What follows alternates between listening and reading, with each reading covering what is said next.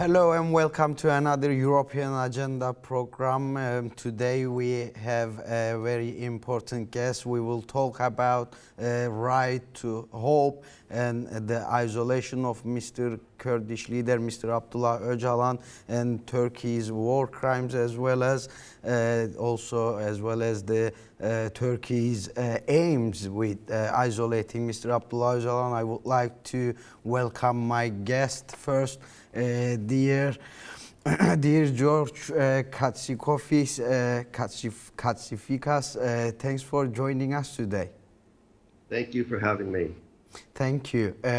Dear George, what are the reasons for the continued imprisonment and isolation of Mr. Abdullah Öcalan, first of all? Well, Mr. Öcalan has made a strategic reorientation in the Kurdish movement that has seen the movement blossom in the last 23 years. When we compare the situation to what it was before, now we have armed resistance in South Kurdistan, in East Kurdistan.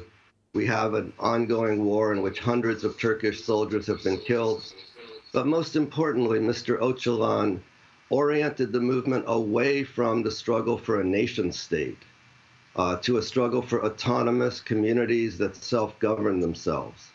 This strategic reorientation, in my mind, is very similar to, for instance, Mao Zedong's reorientation to the countryside, telling the Russian advisors, no, uprisings in the cities won't work.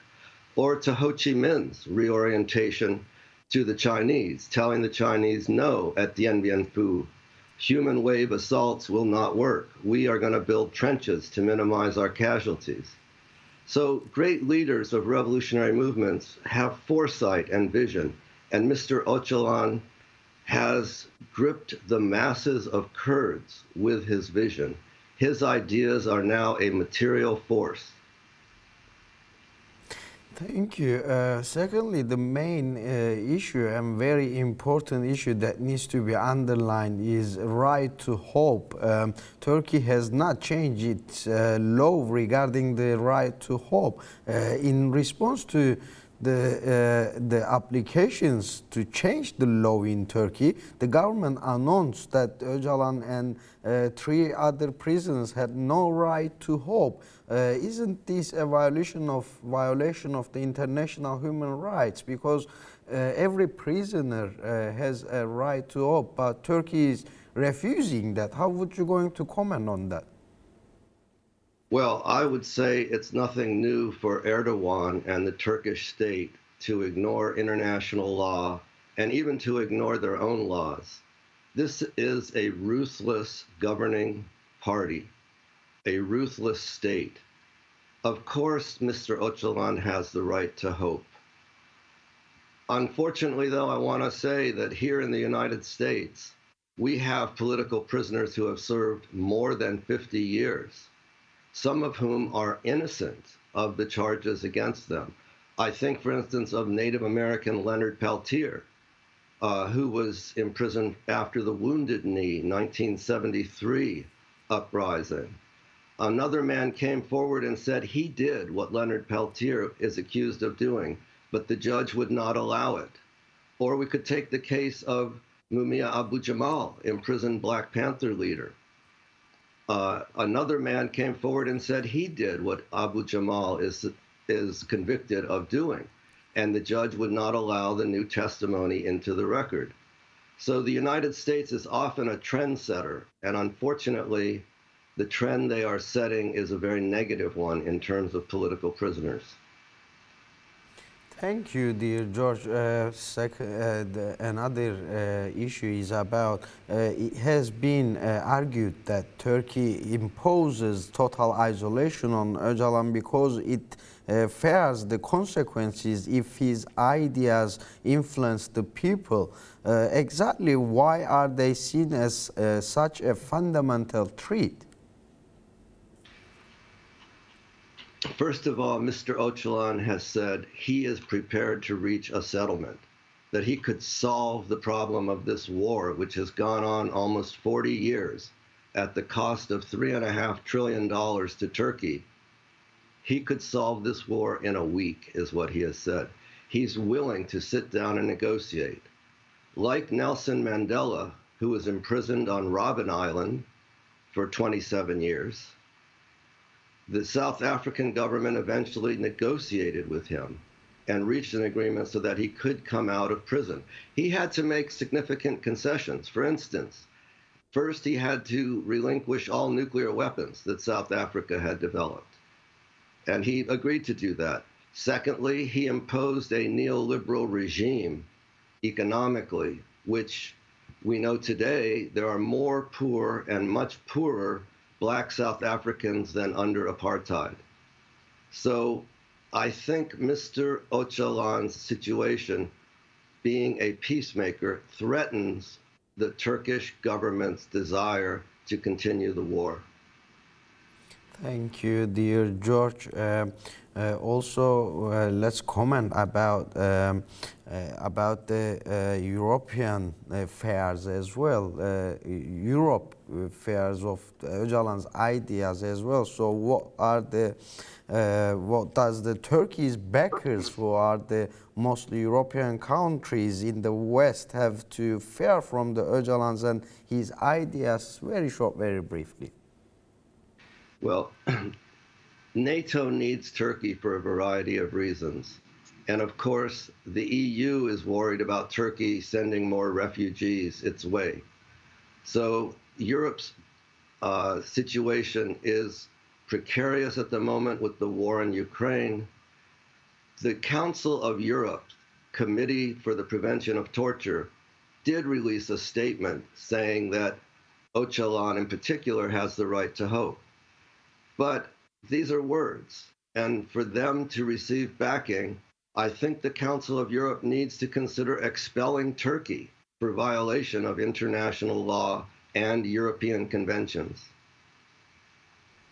Thank you, George. Turkey is making use of the most sophisticated weaponry and advanced technology against the Kurds, but the spirit of the Kurdish resistance remains undefeated despite the casualties as well. So will Turkey and its backers ever be brought to realize that this war is futile and will not succeed? What practical actions can we as solidarity campaigns do to change this ongoing climate?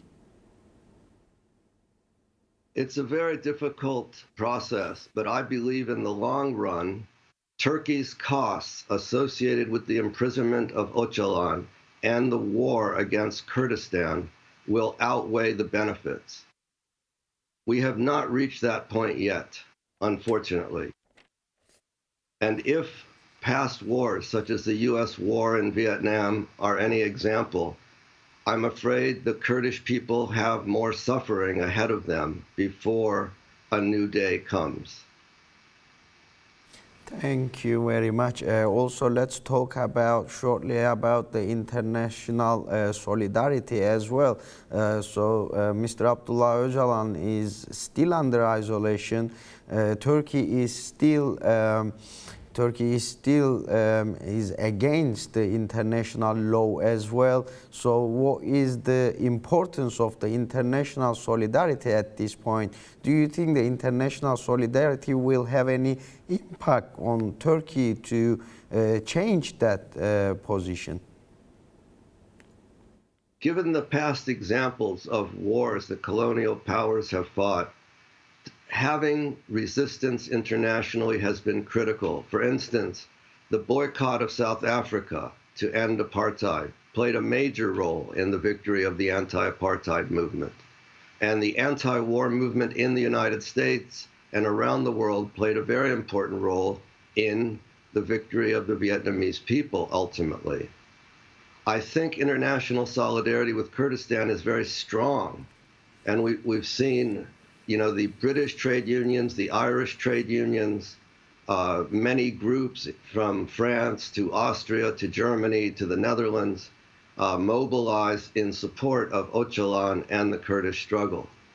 I would hope there could be more internationally synchronized events that bring to the public the issue that Turkey is continuing a barbarous war using high technology weapons, and that Öcalan and the Kurds have offered peace multiple times. Exactly. Many people, mostly the MPs and MEPs as well, they all underlining that keeping Mr. Abdullah Öcalan under isolation and keeping the PKK on the forbidden organizations, this is two different faces of the same problem, basically. So how would you going to comment on that? How would you going to evaluate this?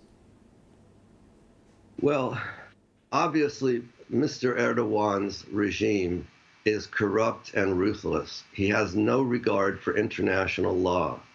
This is a major problem for everyone, but even for him.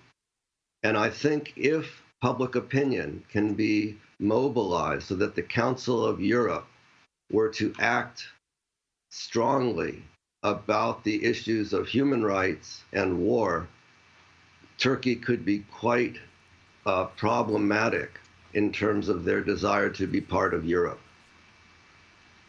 Thank you. Let's talk about Turkey's war crimes as well. As you know, since last year, September, Turkey is using chemical weapons, forbidden arms as well on Kurdistan, and many civilians has been affected and lost their lives as well. Also, the Kurdish freedom movement fighters as well facing nowadays of the tactical thermobaric nuclear weapons as well. So why do you think still the NATO and UN is keeping silence about Turkey's war crimes?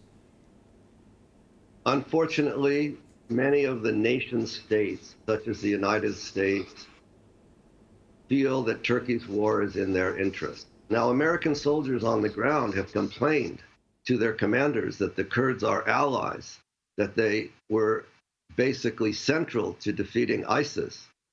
And yet the commanders have to follow policy from the Pentagon in Washington, D.C. So even though the troops on the ground know better, the folks in Washington have made up their own mind that supporting Turkey is what this country needs to do. It's very sad, but true. I would caution, however, that the United States used all kinds of weapons against Vietnam.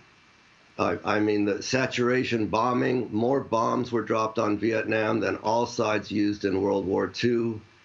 The use of chemical warfare was extensive.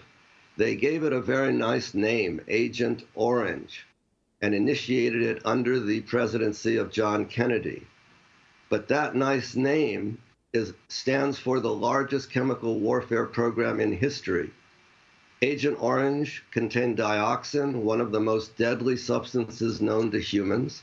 It not only killed people, but it lasted generations of birth defects in children, and it is ongoing. The ecocide, the destruction of nature through Agent Orange, was also quite extensive. So I hate to say it, but the United States example in Vietnam opened the doors to large countries using all kinds of weapons against smaller ones.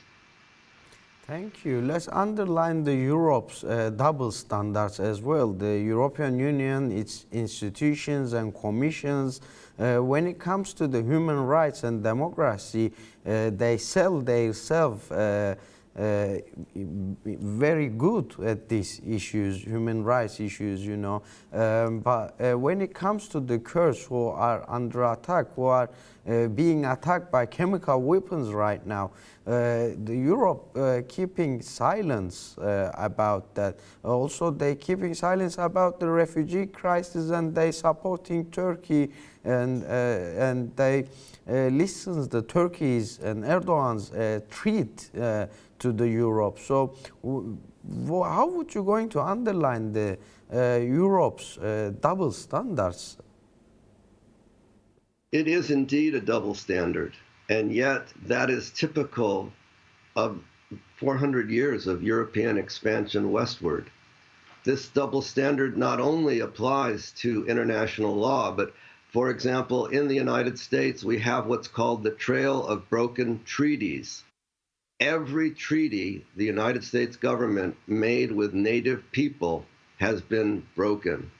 The treaty it signed with North Korea in 1953, an armistice treaty, the United States has violated almost every aspect of it, including, just as the first point, not to boycott North Korea. They've imposed a boycott for more than 50 years on North Korea, even though it's against the treaty that was signed. So don't expect Europe to have a single standard. They have one standard for their friends, another standard for their enemies. Lastly, while we're talking about Europe's double standards, and you underline very good that we shouldn't expect a single standard from Europe, but also I would like to ask you that about Mr. Abdullah Öcalan. He's still under isolation, and as well as still the Europe sells itself with the human rights, but there is no right to hope for Mr. Abdullah Öcalan. And as well as this harsh isolation is still continues. Do you think Europe has a willingness and ability to free Mr. Abdullah Öcalan? Well, that's a very good question. Do they have a willingness? Not at present. Do they have the ability? Not unless they really put the squeeze on Turkey, unless they threaten to expel it from the Council of Europe.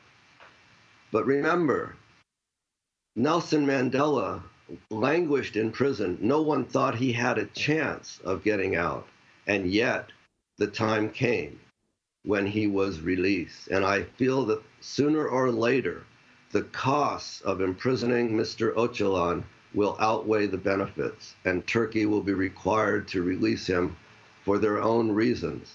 I think the most threatening thing Mr. Öcalan has done is to offer an immediate peace with Turkey to end decades of war that is costing Turkey dearly. Lastly, very shortly, very briefly, you are also a patron of Peace in Kurdistan campaign, as well as you also supporting Freedom for Öcalan campaign. Is there anything else that you would like to add on, that anything that I didn't ask? What is your message from our Medya Haber TV screens to the Kurds and Kurdish community, as well in diaspora, as well as for freedom for Mr. Abdullah Öcalan?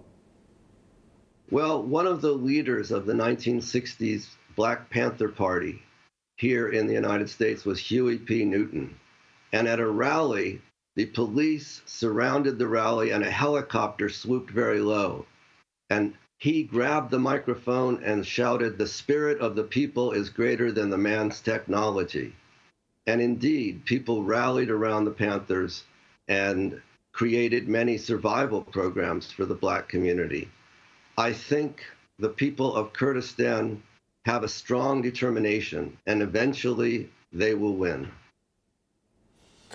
Dear Professor George Katsiaficas, historian and social theorist from USA, thanks for joining us, and thank you for your valuable comments today. Thank you. Thank you. Today on our European Agenda program, we had historian and theorist from USA, Professor George Katsiaficas. We will see you on the next European Agenda program.